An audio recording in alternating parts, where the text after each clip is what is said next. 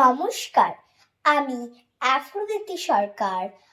আজ আন্তর্জাতিক ভাষা দিবস উপলক্ষে আমার এবং আমার মায়ের নিবেদন কবি রুদ্র গোস্বামীর লেখা কবিতা ২১ আগুন রঙের পাখি।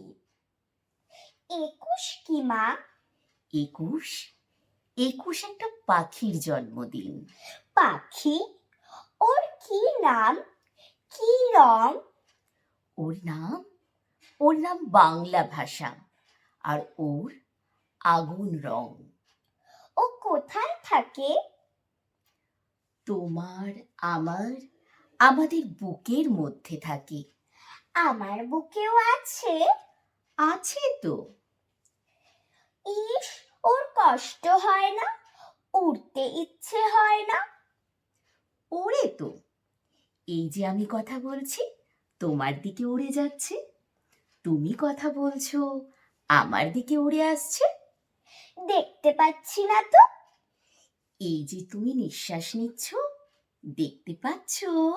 পাচ্ছি না তো। ও কি নিঃশ্বাসের মতো মা? এতক্ষণে ঠিক বলেছ। ও বুকের মধ্যে কোথায় থাকে? আমার বুকে কান পাতো, কিছু শুনতে পাচ্ছো? পাচ্ছি তো। Tick tick tick. এই শব্দটাই ওই পাখিটার বাসা। নমস্কার।